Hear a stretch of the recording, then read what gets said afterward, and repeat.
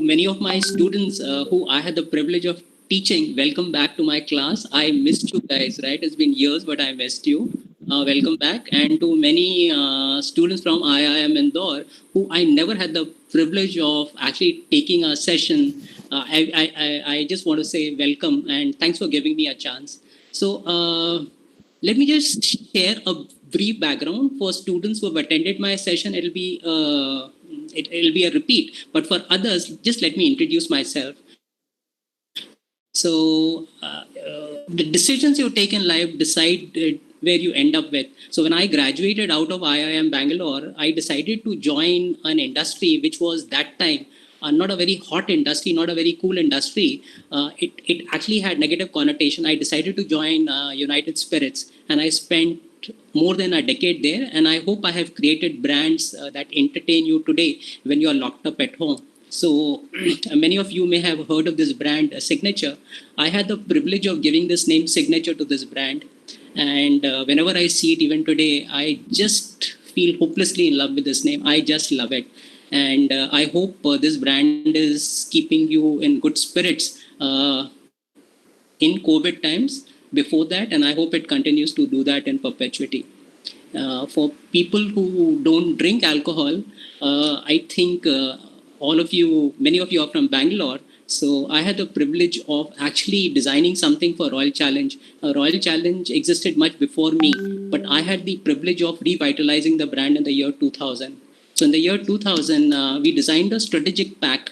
This is not the time to get into it, but I just want to share with you that we created a device on this pack in the year 2000 with a firm belief that you can't advertise alcohol.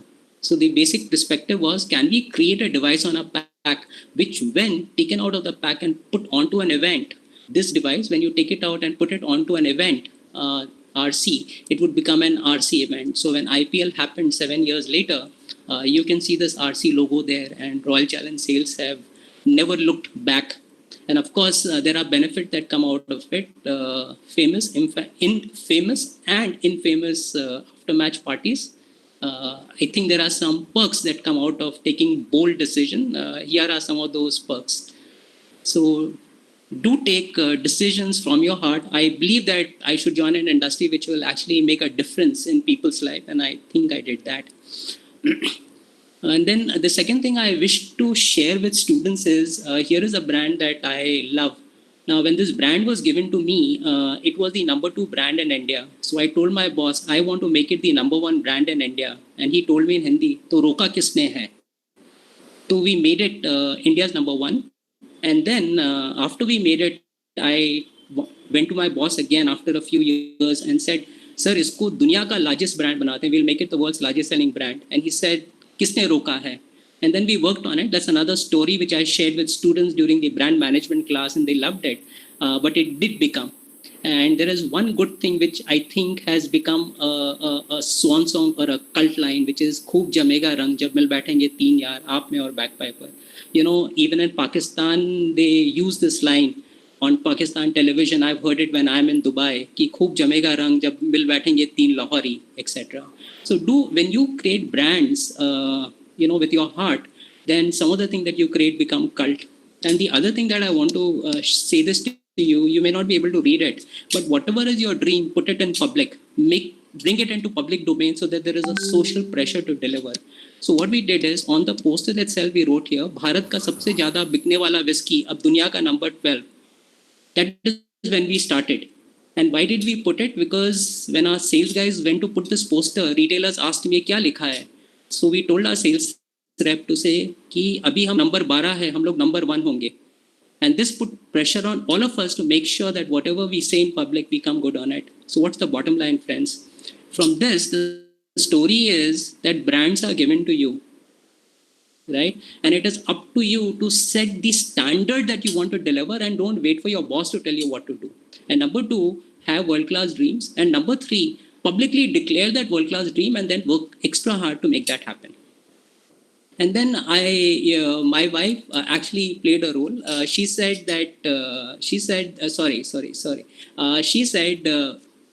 at this time, I got the Best Marketer of the Year award. And I looked at her and she said, alcohol is a controlled industry. You should work in an industry where you fight with the giants and then come out tops. So I decided to leave alcohol industry and join FMCG.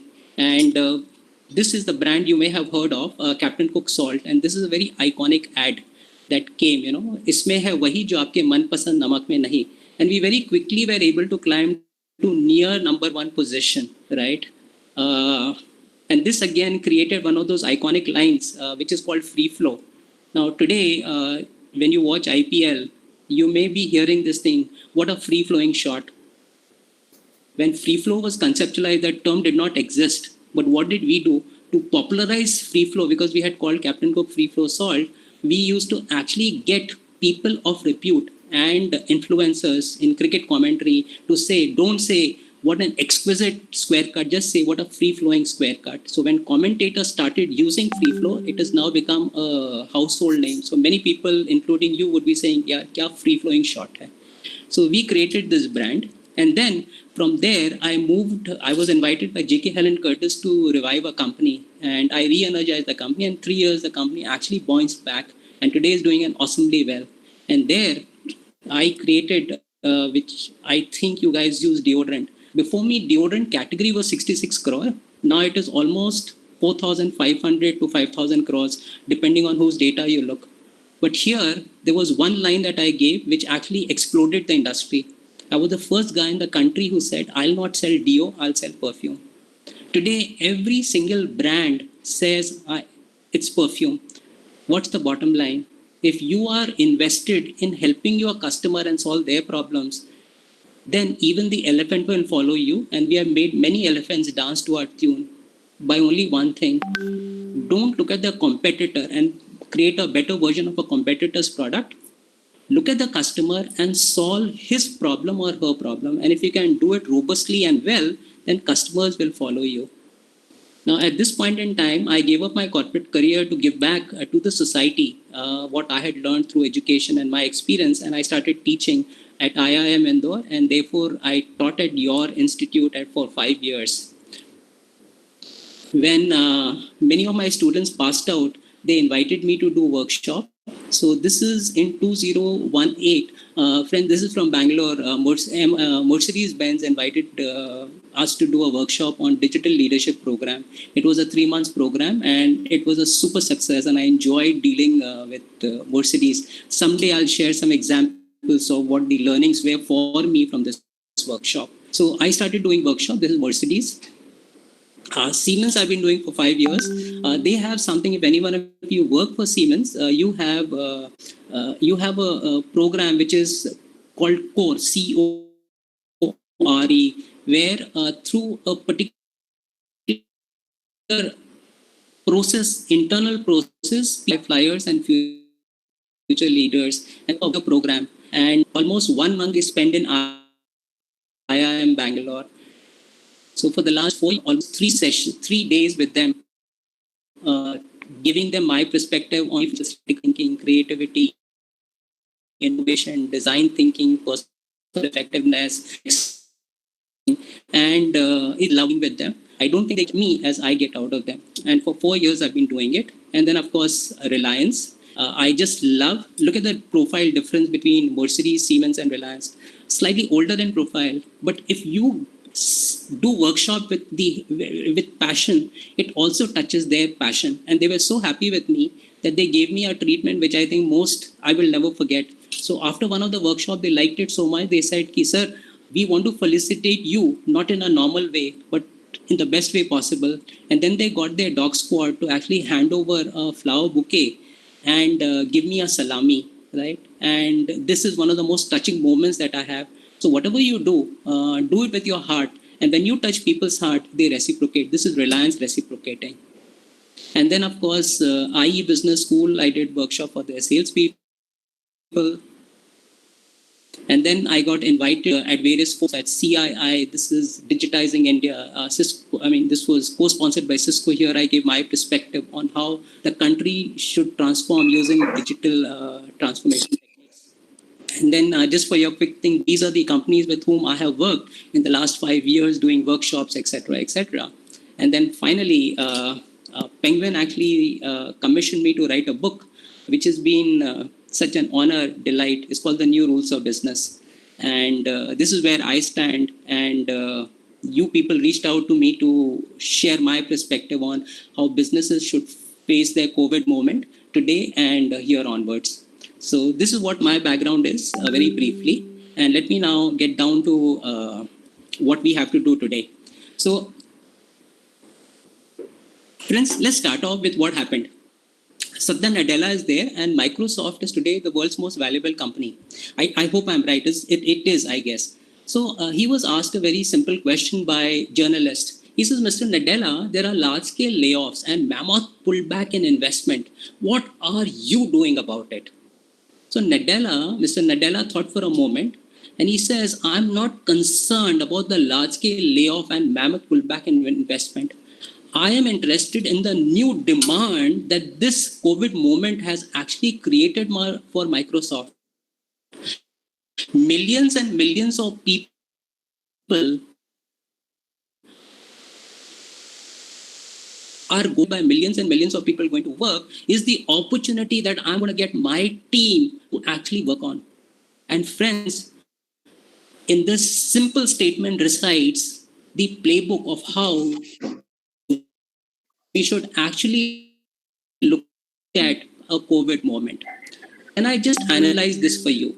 And remember this forever. And if possible, do take this down on a piece of paper. It's not mine. It's one of those paradigms that you should know. It's called events. So can you please share your PPT again? Looks like it's moved to a separate screen. Is it okay? So please click on present now. It's from the bottom, I think. Is it okay? Can I move? No, sir. The PPT is not in presentation mode right now. Can you just stop sharing and share it again? Okay. Are you guys able to see it? Okay, perfect. So you can continue. I can continue. Okay. So guys, is it okay? Can you see the screen? Can you see the screen? Yeah. Next. No, I don't think. Can you see the screen now? No, Rajesh. See your video. See Can you just you share need your to select from the list. Yes, we can see. So can I continue? So your presentation is not sharing right now. Can you just stop sharing and share it again? Just one sec. Stop screen sharing. Yep, and try to share again, sir. Your entire screen. Hello. Is it on? Yes, Yes, right now it is. Yes, sir. Correct? Yeah. It's on? Yes, sir. Perfect. Yes. Not at my end. I can still see you, sir, not the presentation. You need to go to list and pin on the presentation so that it will come to your screen. Right. You can see it now, yeah. Okay. Can I continue? Yeah. Yes, sir. Please do. Okay. Should I make it full screen or this is okay? Full screen. Full Sir, screen. make it full screen. All of us can see it. Is it okay now? Yeah, this is fine. Yes, sir. So, friends, I would just request you to take note of this: events, thoughts, emotions, and action. This is the paradigm that you should work on. Now, let's go to Satya Nadella back again. Event, the COVID event has happened. It's happened for everybody. It happened for him. But when it happened for him, what were his thoughts? His thoughts were, this is a new demand that is being created for my products as millions of people go to work. And when you have a positive thoughts like new demand created, what are the emotions that would have come triggered as a result of the new thoughts? Of confidence, of optimism. And when you have positive emotions, your actions become, then you work out of confidence. And whatever you work out of confidence, the result is going to be amazingly different. Let me just go back and start with another person. There is an event, a COVID moment. He's a CEO of a company. And I've heard many CEOs' thoughts are, oh my God, I'm slaughtered. No business, supply chain has broken down, critical items are not available, what should I do? When these thoughts enter a CEO's mind, what are the emotions that accompany these thoughts? of hopelessness, of anger, of disgust, of sadness. And when anyone has these emotions, what do you think his action will be? Will he work out of confidence or will he actually get broken? And when you get broken, then what happens? Your results are going to be terrible.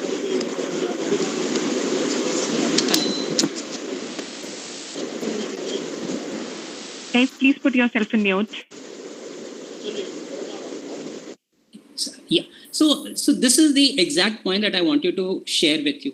As you, my students, what you have to do is whenever events happen, whether it's a COVID moment or a non-COVID moment, any event that happens, always have positive thoughts. Because when you have positive thoughts, it will actually lead to positive emotions. And when emotions are positive, you will act out of confidence. And whatever is acted out of confidence, you will win. Let me just share a small story that I heard. That I actually witnessed in the Rajasthan IPL team, Rajasthan Royals. When Shane won in the first edition of IPL, you would remember that his team was not very, very strong.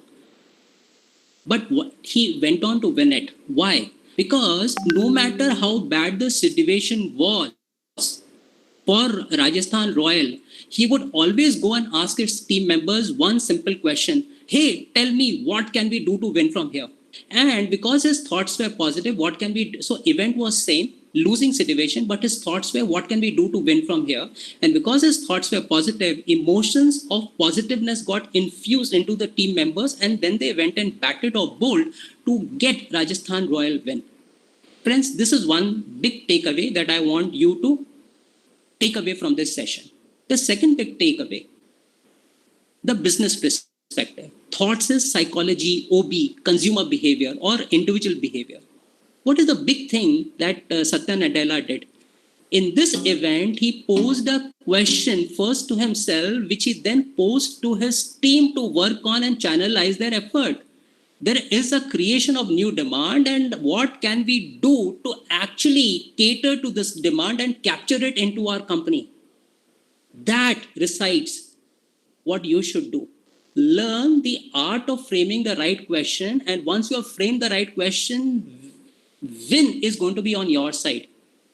You will look at me and say, hey, sir, come on, don't pull a fast one. Can framing the right question, just framing of the right question, help us get over a COVID moment? Friends, give me a moment. Let me ask you, and now you guys are working, so you no longer are students. Let me just surmise. I'm on surmise, which means I'm making an assumption that these are, say, 4 questions that must be bothering CEOs and including you. What are those things that bother you or cause you a nightmare? How can I improve the bottom line and identify new revenue streams so that my business can become more robust? That's the first nightmare that you will have in COVID moment otherwise. Second, how can I create disruptive business model that can catapult my business into the elite Fortune 500 list? Third question that you may have a nightmarish question. How can I create a blue ocean product which the world is waiting for? And last, how can I reduce cost and still increase customer satisfaction? You know, this relationship is inverse. If you reduce cost, customer satisfaction will decrease. But here I'm saying, how can you reduce cost and still increase customer satisfaction? Have a look at the screen. What I have done is I have posed 4 questions that are nightmarish questions for any business person. And let me tell you how these questions, it's when these questions were framed in the manner that I have put it across to you, that these industries, when they faced their COVID moment, came out with super solutions which actually touch your life. So let's start with the first guy. Low-cost carrier. And the question is what? The question, just let me tell you, how do you improve the bottom line? And this was told to me by one of my friends who's from Bangalore. So I won't take his name, but you know, the first person who actually came out with the first low-cost carrier, you know him, right? He's from Bangalore. So I was having a conversation with him and I asked him, so Captain, what are you doing? So he says, you know what, we've reduced all cost. So I said, now what will you do? And the business was still not profitable. So he says, you know what, if I reduce any more cost, the aircraft will start falling out of the sky. Then I said, then what will you do now that you've removed all cost? It's not profitable. So what is your next strategy? And then he looked at me and he says, we have redefined the question. Till now, we were looking at which cost to eliminate, and we have eliminated all cost. And now we have reframed the question, and hear this question well. he said a new way in which we reframe the question is, how can we convert cost into revenue? May I repeat, how can we convert cost into revenue? In low-cost airline, that time they were serving snacks on board. This was a cost. And when the question is, how can we convert cost to revenue? What was decided is, instead of giving snacks free, start selling it. And it became a revenue. When this succeeded, what did the low-cost carrier do? They became more ambitious, and then they came out with another question that they framed. They said, we have many assets. How can we monetize the fixed assets that we have? And what are the assets that they have on board? First is the aisle seat. Next is the window seat. Next is space in the aircraft and outside. They started charging for it. You want an aisle seat? Pay more. You want to advertise inside the aircraft or outside the aircraft? Please pay more. Friends, do you get this? When you frame the right question, as low-cost carrier did, they came out with answers which have actually improved their bottom line and given them additional revenue stream. Number 2, a product that touches you. But before I tell you about it, young people, students, now that you are working, what makes you unhappy in the morning? All of you normally, and I'm talking keeping my son in mind, he's of your age, slightly younger, but he's also of your age. Young people are never, okay, let me just say, young people invariably get up late, and because they get up late and they're getting late for office, therefore they skip their breakfast, much as they want to have it. And if you skip the breakfast, and what do your parents do, or what do you want to do? You want to carry that breakfast. But it is so clumsy to carry cornflakes milk or paratha on the move. Carry it. You can't carry egg and milk and cornflakes into your pocket or bags, right? So you guys get up late, can't have breakfast, want to have breakfast but can't because it's a very messy thing, and therefore you have a pain point. Some people looked at this pain point and decided to frame a question. How can we come out with a breakfast that is convenient to carry? And the moment they define the problem, how can we have how can we conceptualize create a breakfast that is easy, nutritious in energy value and easy to carry in a bag or in the pocket? The answer was energy bar. Today, I'm sure many of you actually are addicted to energy bar, but that again came out because of the way in which the question was asked. The third thing I want to say concerns, we were talking to some of our friends earlier, some of us. Now let's take bank. What have they done? Today, banks have converted me, a customer, into a partial employee. Many of the jobs that the bank guys were doing, I have to do. I have to transfer my funds. Many of the banking activities, the bank has asked me to do. And not just asked me to do. If I don't do those activities, they're penalizing me. If I use more checks, and if I order a checkbook, then they penalize me. And I do all those activities happily.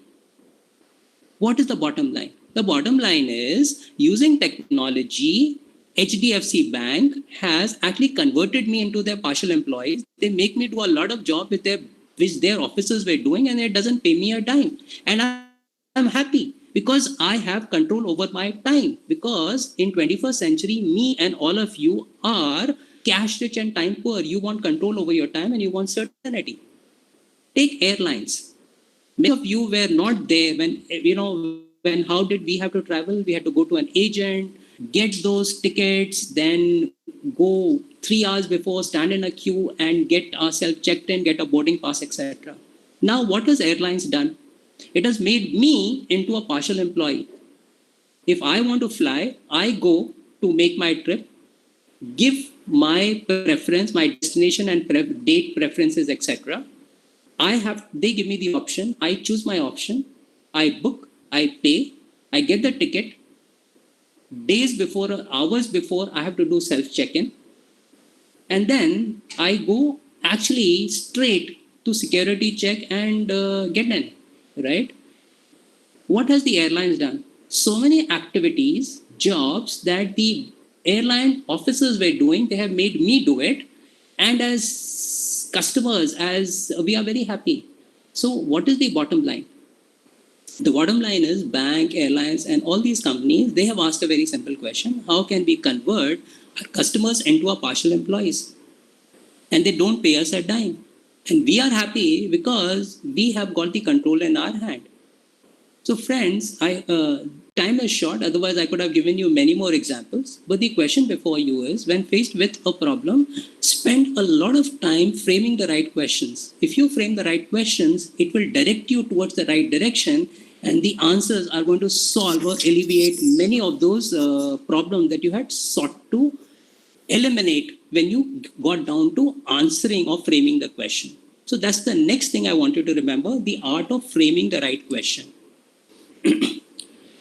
You will ask me, hey sir, have you actually followed this art of framing the right question, or is it for everybody else and not for you? Friends, let me just tell you, I actually did it, and therefore I'm a big advocate of this.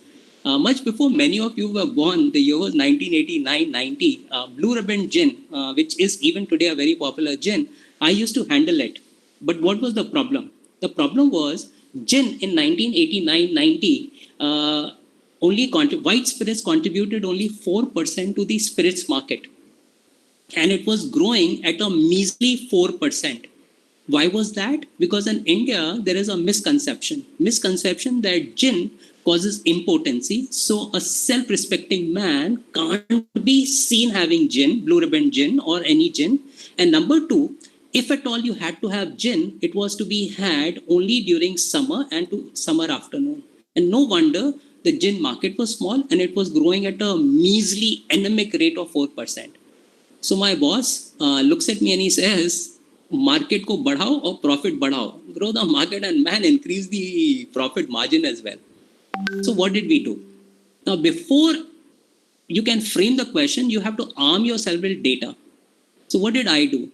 And the team, we got idea about the gin drinkers and we discovered this perspective. 76% of the time, people in India have gin with lime juice cordial. 76% of the time, gin is had with lime juice cordial. But most often, this is the problem that gin drinkers face. So we went and spoke to many people and said, why aren't you drinking more gin? And the background, as I told you, is that 76% people drink gin with lime juice cordial. They add lime juice cordial to gin and it. So when we went and asked gin drinkers, why aren't you drinking more gin? They said 3 reasons. First, that time in 1990, lime juice cordial was kept in the kitchen, not in the bar. So it was kept in the custody of the wife. So what did this guy tell me who was a gin drinker? He says, sir, पीना तो चाहते हैं, लेकिन when I ask my wife कि यार lime juice cordial लेके आओ, तो वो 3 response देती हैं. She gives 3 responses. First response is, बच्चे शरबत बना के पी गए, सब खत्म हो गया. The kids have had शरबत with it, it's over.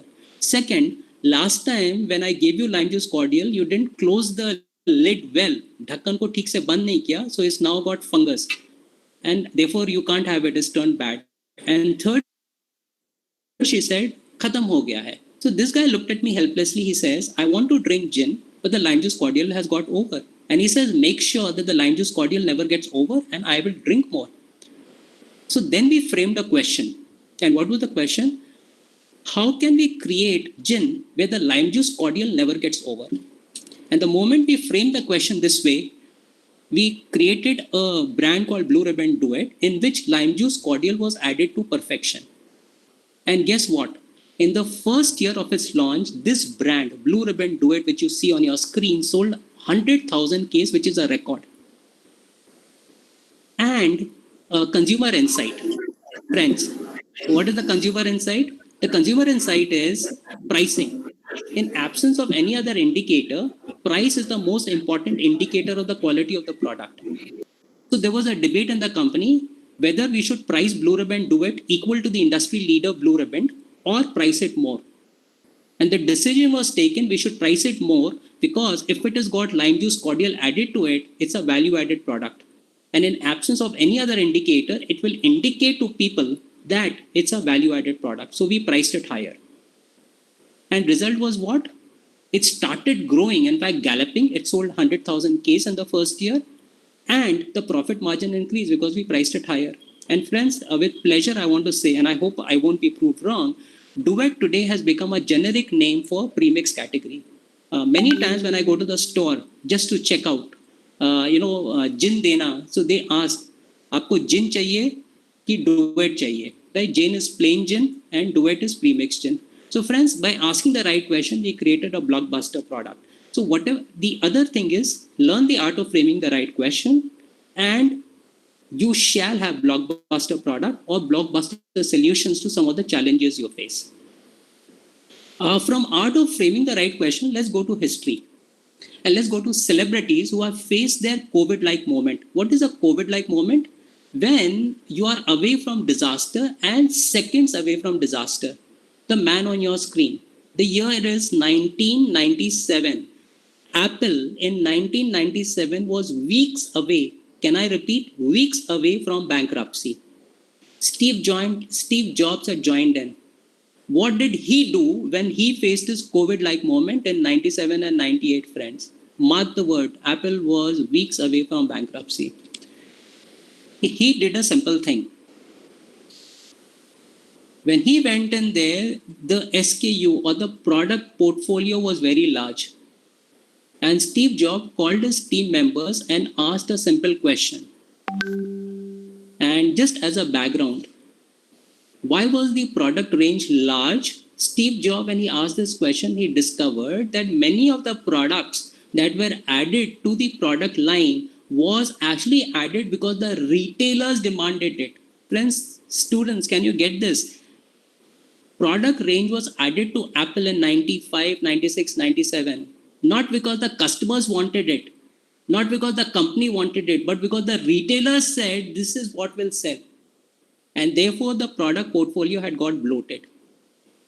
Enter Steve Jobs, calls a meeting, and he says to his colleagues, he says the first question that you see on your screen, which ones do I tell my friends to buy? In this product portfolio, which ones do I tell my friends to buy? When he did not receive a satisfactory answer, he removed, I believe it was around 500 product line to just 4. Just 4. What did he do? Like a mafia don, he actually culled all the products and limited it to 4. When you had a lesser product portfolio, focus on quality and innovation. Number 2, and this recites the actual mantra that you should follow, and I would request you to note it down. And that is, what is strategy? What is strategy? Strategy is about saying yes to a few things and no to everything else. And can I just use Steve Jobs' words? Deciding what not to do is as important as deciding what to do.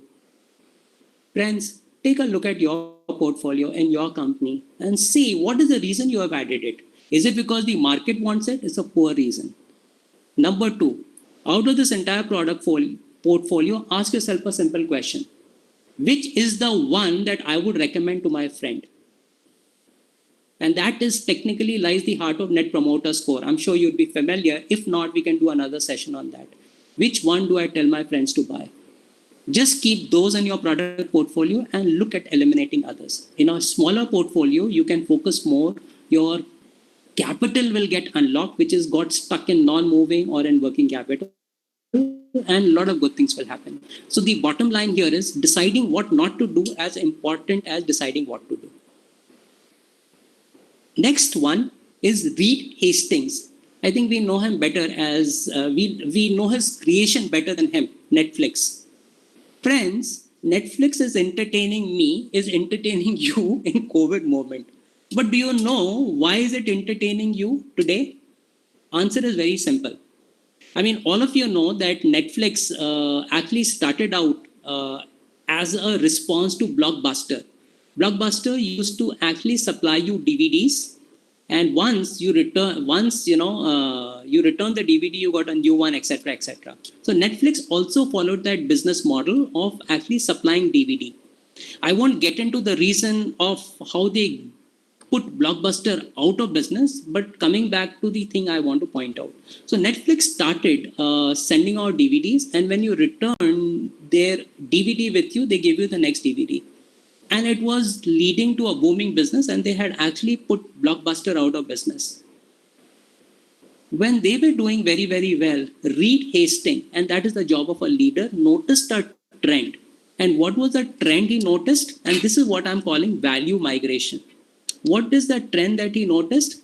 That people were moving away from watching on DVDs to watching online. What does it mean, friends? And that's an important concept that can help you. What is it? He felt that more and more viewers were migrating from watching on DVD to online streaming.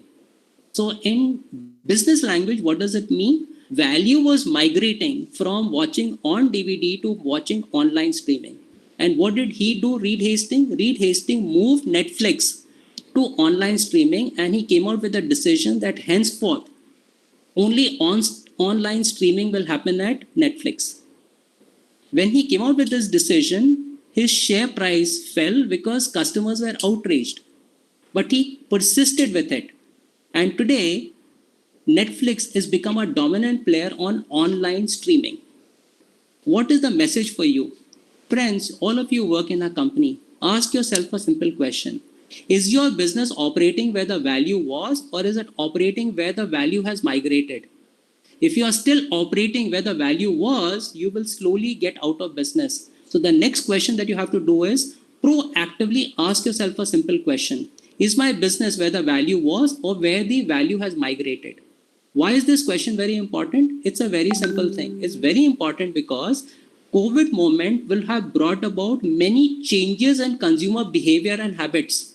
What was normal till now may actually not remain normal. A new normal will get established.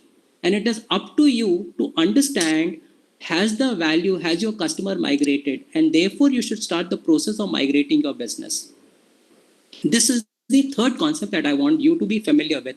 Ask yourself always this question: where has the value migrated? And is your business operating where the value was or where the value has migrated? Then number 3, Jeff Bezos. What separates? He is today the world's most richest person, and Amazon is counted among one of the most valuable companies. Why? Because much before COVID moments come, they anticipate COVID moments and come out with solutions that can actually make sure that when that situation arises, they are robustly prepared to handle that. May I just repeat it for you? What separates a master or a person we admire from just a leader? People like Jeff Bezos, they have the anticipation, or they have the capacity to anticipate a COVID-like moment. And once they have anticipated it, they just don't stop there. They actually proactively act by putting resources behind it and come out with a solution, so that when the COVID moment strikes them, they are well prepared. Example, in the year 2002, Apple was reviving under Steve Jobs. Amazon, was set up in late last century, and by 2002, Amazon was doing well. Amazon's business model was simple. What was it? You went to Amazon, placed order, and Amazon delivered, and Amazon collected money. And Amazon was doing well. It called itself the world's largest bookstore. But while it was doing well, Jeff Bezos reflected and looked at Steve Jobs, and he says, Apple is reviving under Steve Jobs. Apple has products in its portfolio, and Steve Jobs can well come out with a product that can actually destroy Amazon. That was his COVID-like thinking. It can destroy Amazon. So what did he do? Proactively, he set up a workshop in Silicon Valley with only one objective. The objective to the people who were stationed in the workshop in Silicon Valley. His office was in Seattle. In Silicon Valley, the job of people was that they will report to Bezos, and their job was only one: to destroy Amazon, blow it out of this planet Earth. It took them a few years, in fact 2 years, and they came out with a solution which would actually destroy Amazon. And the solution was Kindle. Kindle was supposed to destroy Amazon. Today, in COVID moment in 2020, when I sit and we are having this discussion, what do you understand? Amazon has stopped supplies of everything except essential commodities, but one business continues to do roaring, and that is Kindle. People from every part of the world can actually download on Kindle and continue reading. What was supposed to destroy Amazon is today become its savior in a COVID moment. What is the answer for you? When you are doing well, you have to proactively ask yourself the question or create a COVID-like moment for yourself. And that is where your genius resides. When you are doing well, ask yourself, what is the COVID-like moment that I should actually prepare for and proactively prepare? When that moment strike, as it did for Amazon, they had Kindle, so that book sales are largely not as impacted as for physical book guys. That's the other lesson I want you to remember, please. So there are several solutions to this, but there are two things that I want to talk to you. All this was strategies to tell you what to do. But this is the concrete thing that I want you to do. First is, whichever business you are in, I want you to reimagine that business.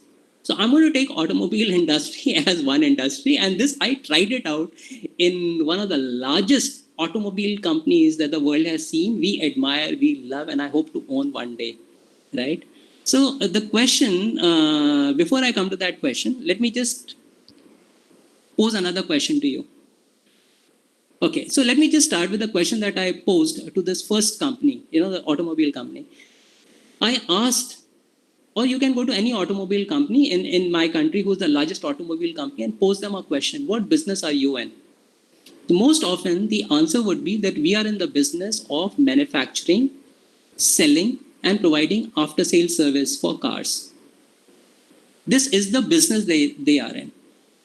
When they are in this business, what they should do to anticipate a COVID-like moment is to redefine the business they are in.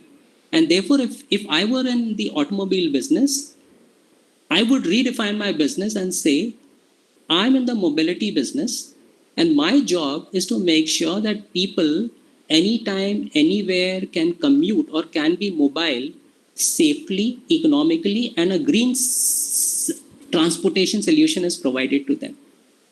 And once I redefine my business, I should start acting on it so that when that COVID-like moment comes, I'm prepared.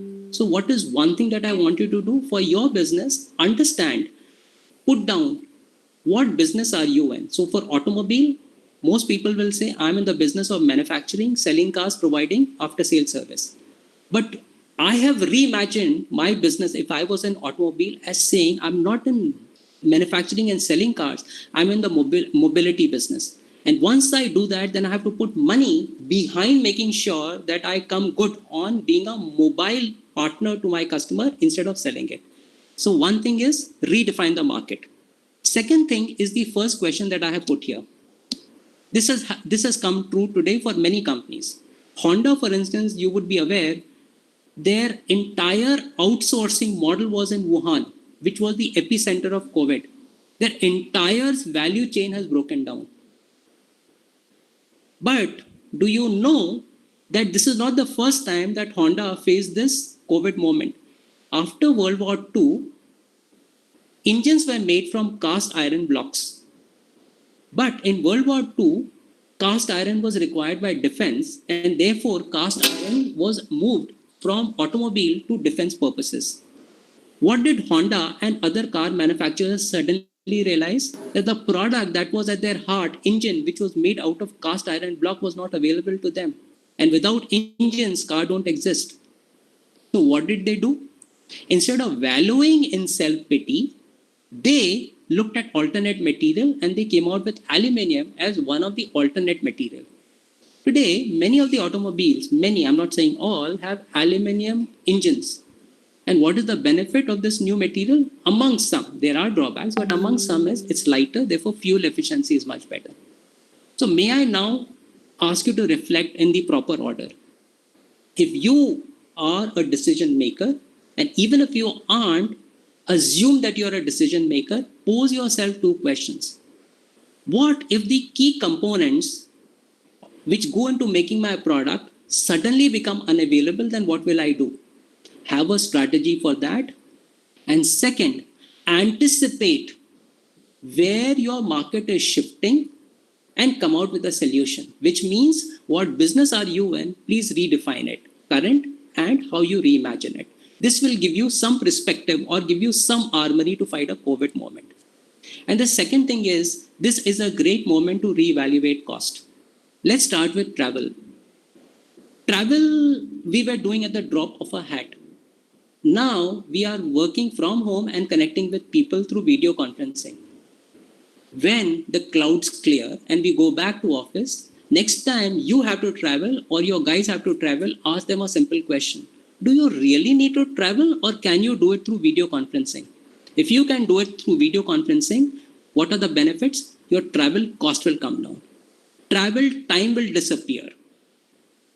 More importantly, you will not be fatigued.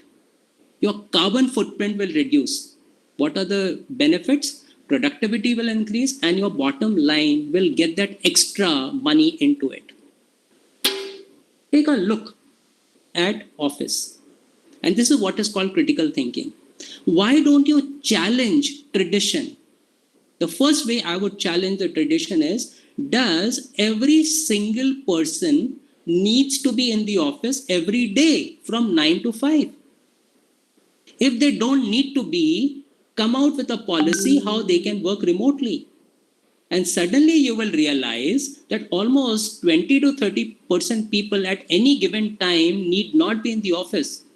What's the bottom line? The office space requirement will come down and your rental will come down, and more importantly, it will add to your bottom line. I've just taken 2 because of paucity of time, but I can tell you at least 15 such cost elements which can actually be eliminated, reduced, thrown off, right?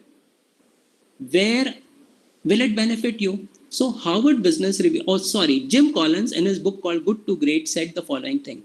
He says, for companies to transform from good to great, you don't need to start doing new initiative. Just look at the bad things that the company is doing and just stop them. Friends, Jim Collins, look at the bad thing that your company is doing, stop them. One is travel, unnecessary, and office space requirement. So reevaluate cost, shortage of time. Otherwise, I would have shared 4 other elements that you could look at. Now let's move because I have to close at 5 so that we can have question answers. So let me just say in this moment of time, students who took my brand management course and other courses would realize that I always ended my class, at least the final session, with a parable, with a story. And the objective was, how can you become a better human being? Right? So I can't resist but tell you a parable to end my, let's say, my perspective on what you should do to emerge stronger from the COVID moment. I hope you've got some insight. But here is a parable that I want to share with you. And the parable goes like this. There was a student, he's a representation of a student who wanted to prove his teacher wrong. So he got a bird in his hand and he wanted to pose this question to the teacher. Teacher, tell me, I have a bird in my hand that you take for granted, but tell me whether it is dead or alive. If the teacher said dead, he would bring out a live bird. And if the teacher said live, he would twist the neck of the bird and bring out a dead bird. Either way, he believed that he would prove the teacher wrong. So the teacher walked in, the student put up his hand and said, teacher, I want to ask you a question. So the teacher said, please go ahead. And the student posed the question that I just told you. Teacher, tell me, I have a bird in my hand, whether it is dead or alive. The teacher looked at the student and then said softly, the answer, my dear, lies in your hand. Today, when you look at me and say, what should I do in the COVID moment? I can only look back into your eyes and say, the answer lies in your hand. And the best people to emulate would be Satya Nadella. Have positive thoughts which will give rise to positive emotion. And when you act with positive emotion, you shall win. Second, as Mr. Satya Nadella did, look at this as an opportunity and frame the right question so that you capture the opportunity. Number 3, even if you're not facing a COVID moment, and many of my students out there are working for companies who are benefiting, who are actually providing great services like online payment, etc., who are doing fabulously well today, it would behove you well to actually look at and pose yourself a COVID-like moment as Netflix did, as Jeff Bezos did, when you are doing well, that if that scenario were to ever come real, this is what your strategic response would be. And then for all of us, what we need to do is to just reimagine. Reimagine one thing. If the critical components that go to make my product and service were not available this moment, what would you do? Anticipate it and come out with a strategy. And more importantly, just redefine the business you are in. Because once the COVID cloud blows over, it will not be the normal that we were used to. A new normal will get redefined. And once the new normal gets redefined, you will have to redefine the business to suit that new normal. Please be aware of that and start working. Lastly, or one more point before that, is value migration. This, I think, you need to do. What is value migration? Most of us, or many companies, became very big, very successful. But customers have moved on. So just staying with the automobile example, millennials, that is people like you, my son, and young people, they do not want to own assets. And car manufacturers still insist on selling cars, whereas you people do not want to own assets, do not want to own cars. You want to rent or pay as you use. So where has the value migrated? From owning cars to renting or pay as you use. So if you are an automobile manufacturer and still hell-bent on manufacturing and selling cars, whereas the value has migrated to renting and pay as you use, what will be the status of your business, state of your business? What is true for automobile is true for every business, friends. And therefore, just ask yourself a question, where are you operating? Where the value was or where the value has migrated? And like Jeff Bezos, as I said earlier, it needs to be reiterated that many of you who work for financial, payment banks or financial products, you are doing gorgeously well, like Amazon, Jeff Bezos in the book business. But there will be people working in a garage somewhere who are out to disrupt you. Before they can disrupt you and put you out of business, why don't you anticipate a COVID-like moment and come out with a solution, my friends? This is where the last point I want to say, and then Shagun, it's over for question answer. The first thing and the last thing that I just want to say is that businesses, and this is not mine, this is Jip Collins, good companies become great not by starting new initiative. Of course they do. But the first thing that you should do is look at the bad things happening in your company and please stop it. Now you will say, sir, I'm not a decision maker. How should I do it? If you want to be a knight, behave like a knight. That's what Don Quixote said, right? You are not a boss today, but tomorrow you will be. So at least start thinking, if you were a boss, what are the bad things you will stop? If your boss refuses to listen, at least you have practiced it so that tomorrow when you become a boss, you will know to identify bad things and stop them. And friends, all this, the answer does not lie in my hand. Answer lies in your hand. And lastly, I will say, look at this COVID moment not as something to be scared about, not something that has put a brake on your career or on your company. Look at it as an opportunity. Identify the new opportunity it is throwing up. Be filled with positive thoughts and act with confidence. You shall win. Thank you so much for this. And before I take in question and answer, there are two things I want to say. Friends, stay safe, stay at home, locked in. Second thing I want to say is yet another thing is about family. Many of you are working away from your parents. So you're staying away from my parents. So is my son staying away from me. But every night he makes it a point to call, not to ask how we are, but just to ask what we did during the whole day, me and my wife. Just that phone call from my son makes us feel so good. Friends, you're away from your parents. As parents, and I'm speaking to you as parents, what should you do? Every single night, without fail and without exception, call your parents. Not to find out how they are doing. Just tell them this is what you did and just ask them what they did.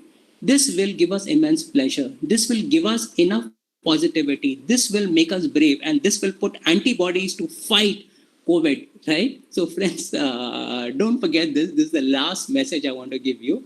You stay safe, you stay at home, and make sure that you do not forget your parents and your loved ones. Just make a phone call. It will take 5 minutes out of your 24 hours. Do that, please. Thank you. Shagun, all yours, please.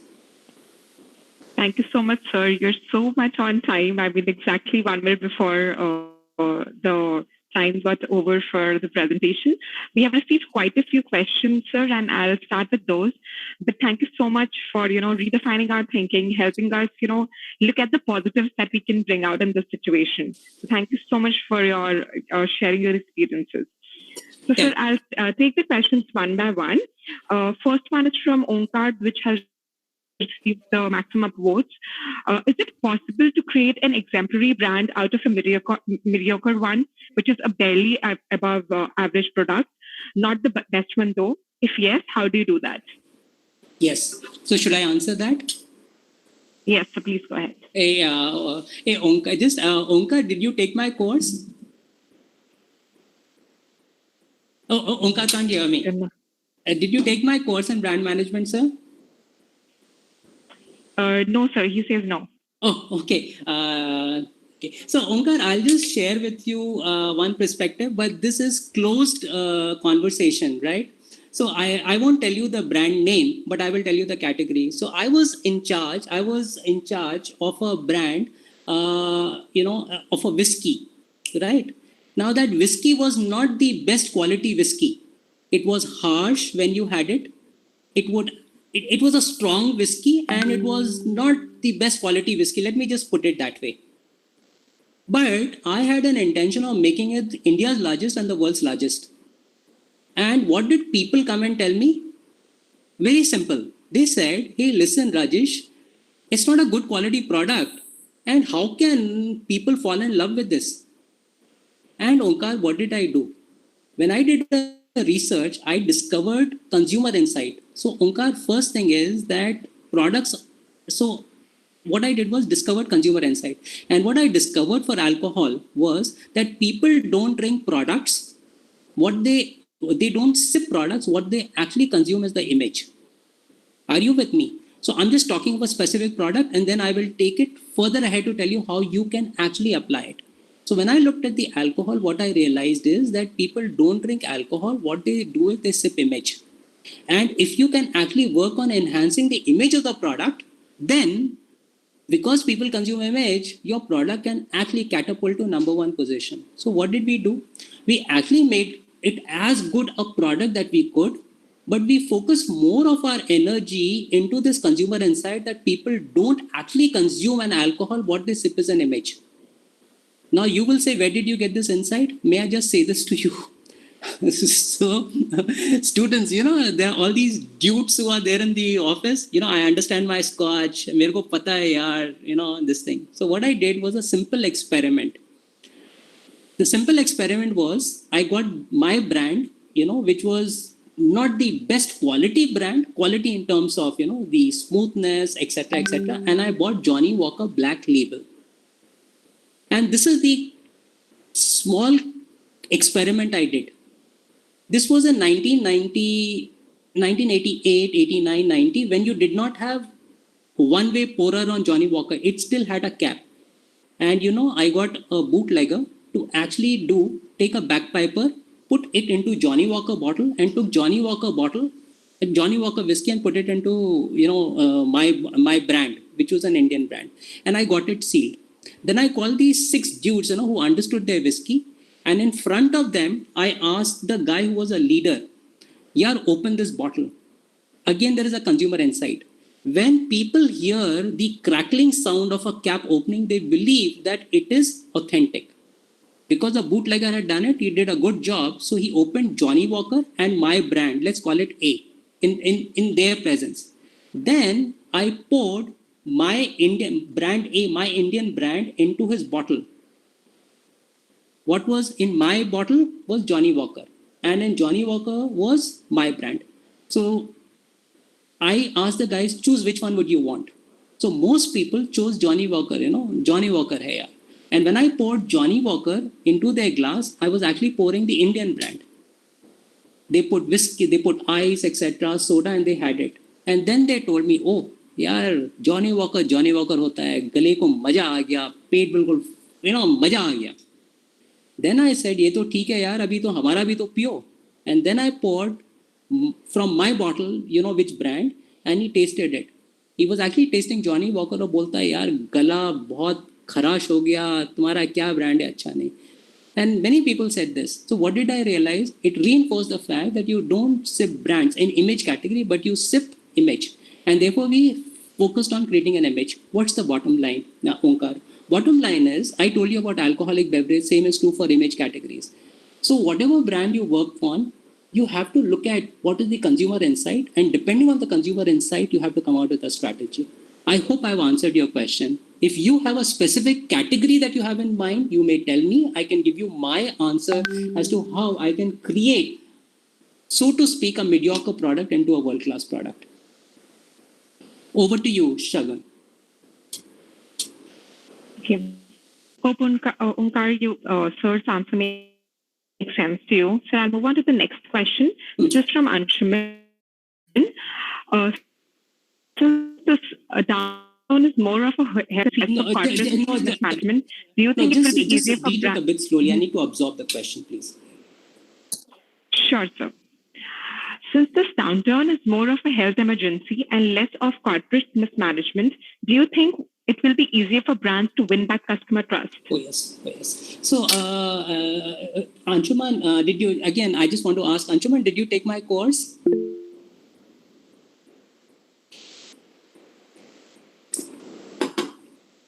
So he says no, he hasn't. Guys, I missed the course for you. I hope you guys also feel likewise. Okay. So, Anshuman, let me just say this. Forget about the health perspective.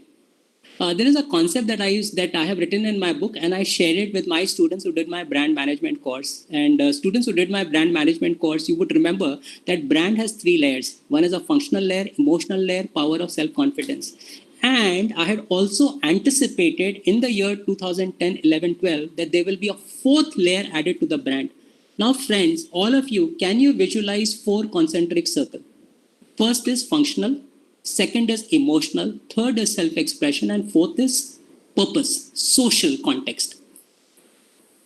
Now, before 2005, or let's start with India, we believed in only creating functional products like Ambassador car. It was supposed to transport people. But as affluence came in, brands started getting 2 additional layers, which is emotional layer and power of self-expression. What was it? When you use, say, for example, today when I use Mercedes-Benz, what do? It still transports me. But when I sit in that car, I feel emotionally more confident. And without me saying anything, if somebody sees me getting out of a Mercedes-Benz, that brand is doing the talking for me that, listen, I can afford it, I have arrived, etc. Now what you will see is in a hyper-competitive market, even Mercedes-Benz has many competitors like BMW, Audi, etc. So what should brands do? And I had said this in 2012, is that brand should have a social layer. Social layer is brand will have a power to functionally do what it is supposed to do, will give you emotional confidence, will have a power of self-expression. But if 2 brands have similar traits, which brand will you choose?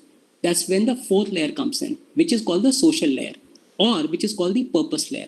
If a car manufacturer uses, let's say, so why has Tesla become such a hot thing? It has become such a hot thing because functionally it transports you. When you sit in it, emotionally you feel you're doing the right thing, you are supporting the planet. And there's a power of self-expression that when people see you getting out of a Tesla, they know that you are your environment warrior. And lastly is a social layer. What is a social layer? That you just don't believe in transporting yourself, but you believe in clean transportation. So social layer is becoming very important. And therefore the new term, Anshuman, that you got to remember, which has gained currency now, is called repurposing your assets. Repurposing your assets. So what are companies doing? Take the company that I worked in ages back, United Spirits. It makes alcohol. So it has converted many of its plants, which was making alcohol, into making alcohol-based hand wash, hand sanitizers. What has Mahindra done? It has converted many of its assets into making ventilators, and it has also opened up many of its Mahindra holiday resorts for health workers or as a quarantine place. What has Taj done? For people, health workers in South Bombay, for instance, they don't have to commute. They can stay there. And also, many doctors are scared that they will pass on this virus in an unlikely event to their family members. Therefore, they don't want to go home, and Taj has come to their rescue. Why are these companies doing it? They're not in the health business. They are doing it for one simple thing, which is called reputation. When the wind blows over, which hotel are you likely to support? The one that actually repurposed their asset to help in the fight of COVID-19, help the society and help all of us, or we just kept quiet. So the answer to your thing is, you don't need to be in health business. You can be in any business, but this time requires you to repurpose your asset to enhance your reputation so that when things come back to normal, you are likely to give business to those who help in this moment. And in behavioral sciences language, there are two things that these companies are putting into play. One is reciprocal principle, one is likability. What is reciprocal? If these companies are helping the society and all of us, then tomorrow, if you have to give business, you are likely to reciprocate and give business to them. And two is called likability principle. If someone is helping the society, someone is helping us, then will we not like them? And tomorrow, when we have to do business, should we work with people who we like or we dislike? So that's the answer. Repurpose is what it is. Enhancing reputation or building reputation is the second concept. Shagun, over to you, please.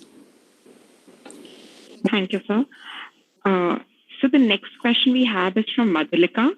Do you have any tips for new businesses for creating new markets? How can they reach out to consumers to get their honest feedback on new products? Okay. Madhulika, did you take my course? No, sir, I didn't take your course. Hey, Madhulika's apologies. Can I then share with you my thinking? Sure, sir. I would love to know what you have to say. Yeah. Okay, Madhulika, business opportunities. Madhulika, my thing, and I'm just sharing with you, and I can give you any examples from my life and career. Say, for example, if you are in search for a new, Madhulika, I'll just take one clarification. Shagun, just clarify this for me, or Madhulika, you do. Madhulika, are you wanting to do a startup business? Then I can answer it one way. If you're already in a business, then I can answer you the second way. Sir, I did start a business, but unfortunately, due to the scenario outside, it's all on hold. But the registration is done, and I've been working since the past few months with my partner on it. So now you want to know how to actually survive this COVID moment for your startup business? Yes, sir. It is an essential product. So I'm sure people would be interested. But getting in touch with customers now is so difficult. Like nobody would want to meet us, right? Even after this end, I'm not sure about how honest can we get that. How honest can the feedback be if we don't meet people face to face? So that becomes a whole big challenge when you are launching a new product and you continuously need customer feedback. So can I, Madhulika, so first thing, I want to share three people who all of us respect, right? So Madhulika, the first thing that you said is that you got a great product and you can't meet customers face to face to actually get their insight into what the product is, right? That's what you said. So let me just answer this. And please listen to this with an open mind, Madhulika. So please, it's a request because that will help you. So the first thing that you have to realize is, let me get Steve Jobs into the discussion, or let me just do this, which I once did with one batch in IIM Indore. When I started the brand management course, I looked upon my students as internal customers, right? You may have just seen that the person who called, I think it was the first person, I forget, Omkar. how did I refer to him? I said, sir, have you attended my class? I didn't do it because I wanted to flaunt, because that's the way I look at my students. They are my customers. So when I got this opportunity to do the course, the first day I asked, after introducing myself, I said, hey friends, this is brand management class. What do you want to know? What do you want to learn? And there was a pin drop silence. And Madhulika, what did I realize? If these students, that is each one of you, knew what you wanted, then I'm redundant. And you can check with students for whom I have done the course. I have not followed any textbook, not a single textbook. I have not followed any of the case studies. What did I do? I actually became the customer, and I decided as a customer, this is what I think I wanted to know, and that is what I gave the students. And let me just tell you one more thing in this. So I did an integrated marketing communication course. The year was 2010. If anyone did it, the Johannesburg FIFA World Cup was there. And what we did was that we did an analysis that if we had to do FIFA World Cup, how could we advertise or how would we create, let's say, awareness for it? And would you believe, Madhulika, when the World Cup FIFA happened in South Africa, many of the concepts we had anticipated, they actually did. Now, what is the thing that I want to tell you? Is that customers don't know what they want. If they knew, they would actually tell it to you. So Steve Jobs also had said it very well. He says customers don't know what they want. So for example, when Nokia had 67% market share, did you know that you wanted a smartphone? When Uber did not exist, did you know that you wanted an Uber? So the question before you is that just asking customers what they want will not give you. Customers really don't know what is the next level. So my simple suggestion to you, Madhulika, would be that don't be over dependent on customers to tell you what they want. And that is what I would request to you. So in my case, whenever I did market research, I have really not done well. What did I always become? I became the customer for my product. I created a product with which I fell in love. And once I fell in love, there were enough number of people with my sensibilities who fell in love. Just take this book called New Rules of Business. This book, I have not written for anybody. I have written it for myself. This is what I know, and this is what I want to know again and again and again. And because I have written it for myself, and I've written it and I have fallen in love, many people would fall in love. So my question therefore is that, and we could have an extended conversation if you can, actually Shagun can share your contact details to take your product and tell you how you can arrive at a more cogent, more perspicacious perspective without really having to go to customers. You will finally, but not at all the times. Shagun, over to you, please. And Madhulika, I'm willing to sit with you and share with you what I would do, please. Yes, sir. I would love to connect with you. I think what you said makes a lot of sense, and we could discuss it further. And Madhulika, thanks for listening to this with an open mind. And this was not a smart answer. This is what I really believe, right? If customers knew they wanted Uber, if they knew they wanted iPhone, then Steve Jobs and Travis Kalanick would not have existed. And you are in that category, my friend. Definitely, sir. What you said makes a lot of sense. So I definitely appreciate that. Thank you so much. My pleasure. And hopefully Shagun will connect me to you so maybe we can discuss this further. With pleasure, with pleasure. So, Sure, Madhulika. Please reach out to me. This is 5:15. We start on time and we end on time, or do you want to continue? So we'll take two more questions probably. We have a few more upvotes in the in our question. Yes, I'm game. I'm game. Okay, sir. Thank you. So we have another question from Anunita. In trying times like now, how can firms continue to deliver value without coming across as opportunistic? Okay. So, ma'am, can I just say this thing and remember this for the rest of your life, and not one moment shall you forget it. It's called law of intention. आपकी नीयत क्या है? Human beings, do you know something? Even today, 70% of our communication happens through non-verbal communication, right? So when you are doing a job, what is your intention? Is your intention to actually serve the customer, or is your intention to actually capitalize on this moment to make more money or to increase your revenue or do what? So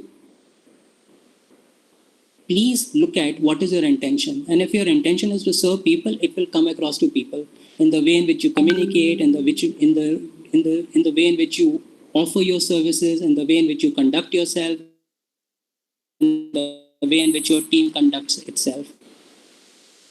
But if your intention is not honorable, near theek nahi hai, it will again come through. So can I just take this example of can I just take two examples, right? Tata Motors, which was once called Telco. Many of you may not know, but the Tata trucks were actually sold under huge premium because under license Raj, production of Tata trucks could not go up, and therefore there was a time when you could actually sell Tata trucks for premium, black market, for almost 40,000, 50,000. That's a large sum of money in 70s, right? 60s and 70s. So Mr. Mulgaonkar, who's no more and who's a stalwart of Tata Group, was once asked the question, sir, why don't you increase the price? There is a black marketeer who's actually benefiting out of it.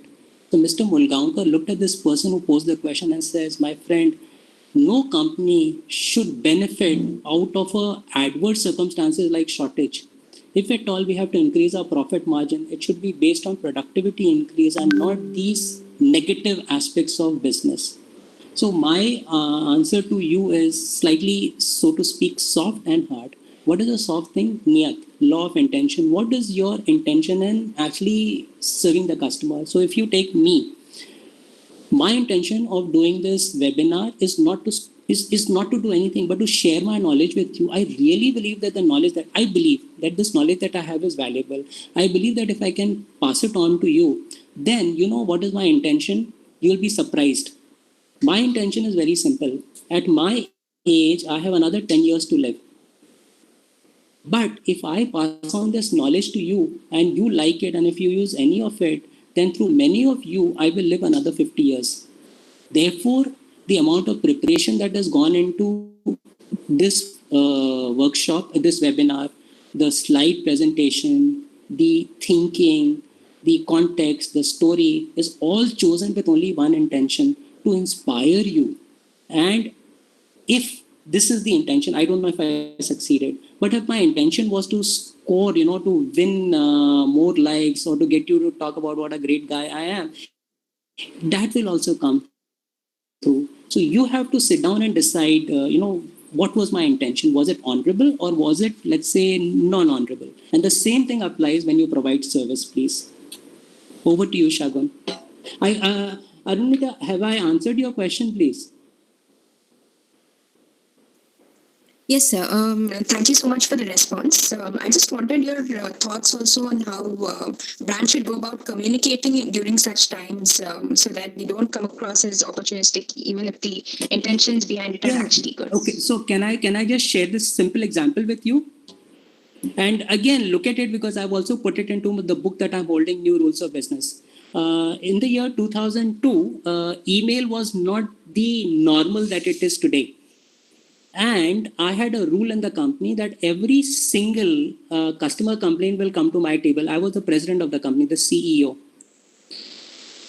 And as soon as a complaint came to my table, and 2002, there used to be this concept, now it is self-help. Earlier, I had a secretary with me. So she would get that letter and you will not know it. But what she used to do is she used to bring that letter in a file and say, sir, this is customer complaint file. This is a new file that I have, this is a new complaint I have received.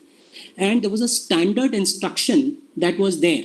And what was the standard instruction? The standard instruction is that I would send a standard letter for every complaint.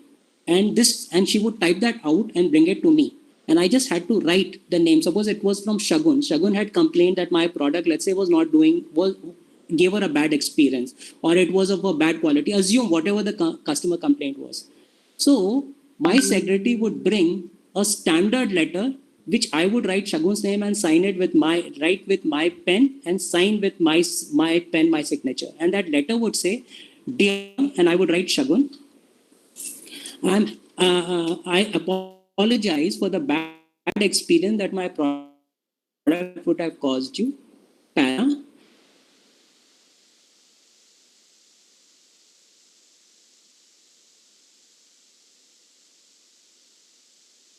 I'm taking the liberty of sending my range of products manager in Bangalore to take this letter, make a gift hamper and deliver it to Shagun and collect the giving her a trouble. Right, with this letter. Now, when I came out with this concept, my opening up a Pandora's box, the moment once friends come to know that she got a gift hamper, they will misuse it and they will send complaints even where none is justified. Number two, my legal people said, ki, sir, you're opening yourself to saying bad quality and people can file a case against you. To both these things, I said, first, the legal case. I said, nowhere have I said that my product is bad. I have said, I apologize for the bad experience my product has caused you. And number two, I said, listen, no matter what system you start, 5 people or about that, 5% people will always game the system. So should we design a system for the 5% people who will game the system, or for 95% who actually deserve this graciousness? Now, what is the thing? So I gave you this entire message when it comes to complaint. So if you, again, if Shagun can connect me to you, then I can look at your specific thing and help you craft the communication so that your intention comes across to them is to serve. So choice of words become very important. Can I just give you one more example? This is not what you are saying. In hospitals or in Disneyland, in Disney Park, what do? In Disney Park, the people who are employed by Disney in park to help little children, find the rides, they have a small thing written on their t-shirt, we make you happy. Now, if the little child goes to this person in Disney and the Disney person answers rudely, the t-shirt says we make you happy, so you can always confront the person and says you're supposed to make them happy, then why are you making them unhappy? Now, this is the communication that Disney has set into place.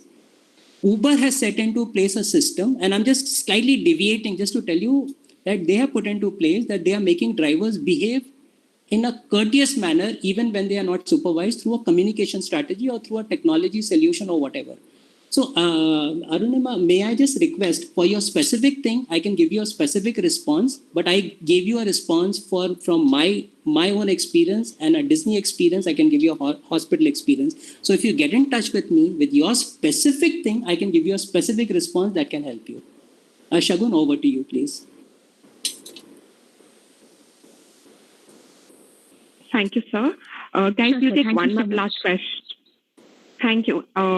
Guys, we'll take one last question. Whoever wants to reach to sir, later can ping me. You might all have, because you're from Amandor, you'll all have my email ID. You can just look for Shagun Vesh, okay? I'll connect you to sir for your further queries. I'll take one last question, which has our largest upvote. So this is from Ravi. Would companies be correct in spending large amounts of money in creating and promoting a brand offering during COVID might not work in post-world? So,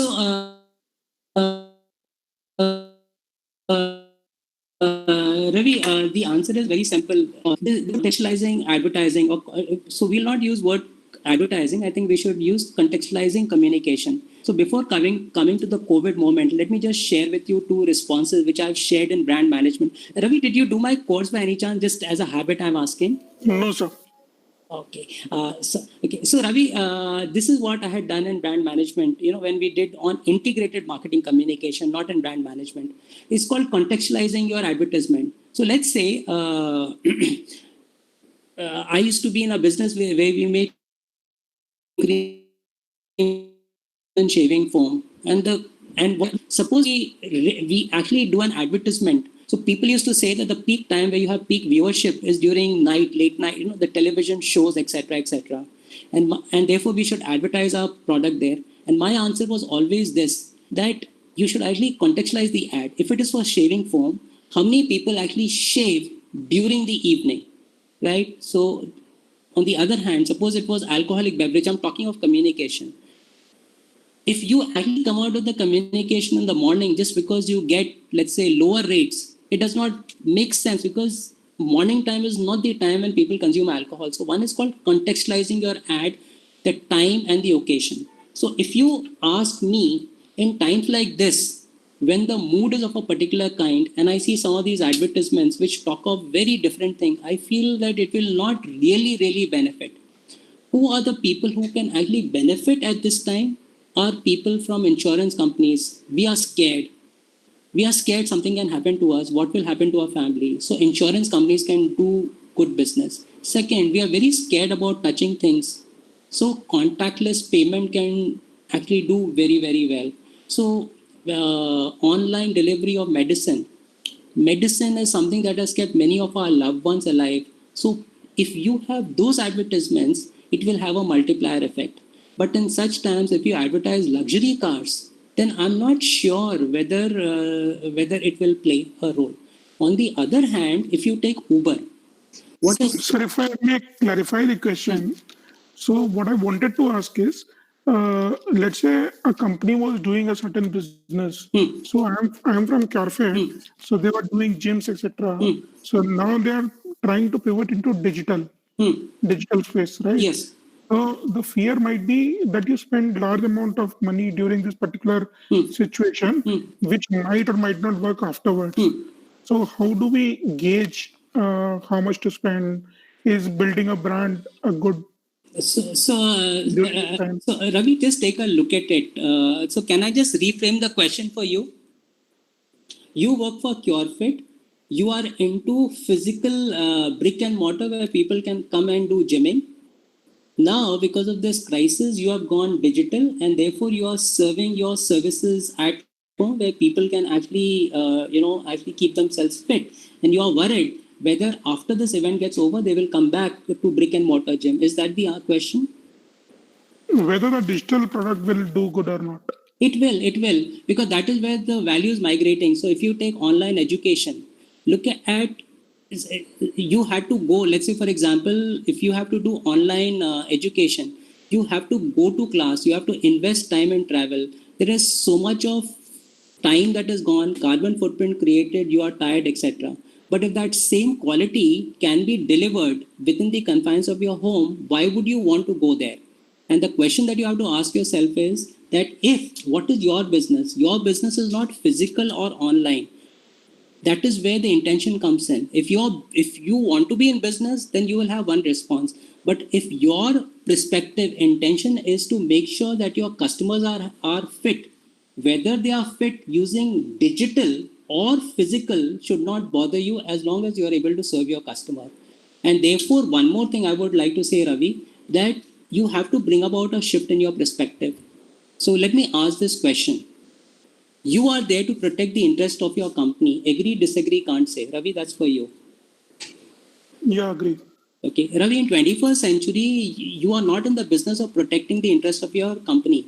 You are in the business of protecting the interest of your customers, because if customers are happy, they will give repeat business to your company and your company will be happy.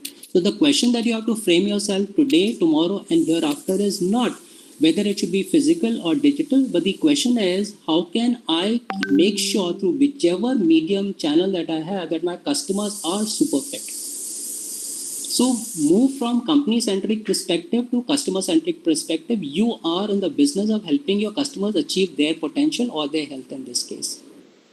And if you wish to have a larger conversation, Shagun, do share with Ravi my mail. And Ravi, I'd love to take this forward with you. Thank you. Yes, Shagun.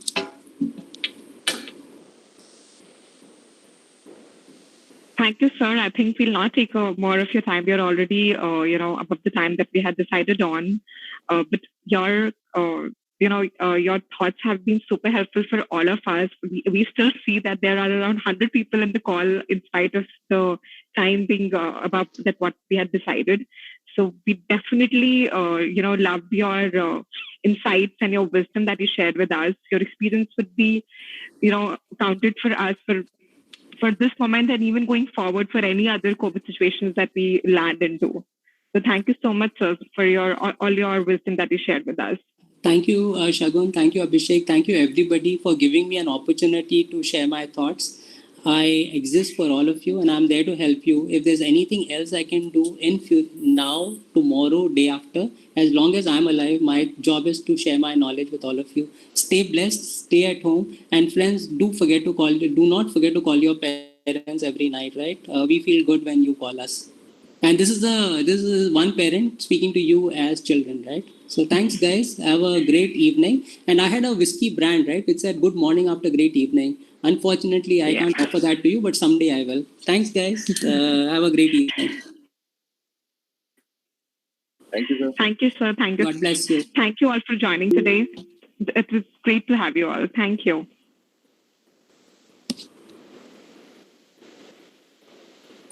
Thank you.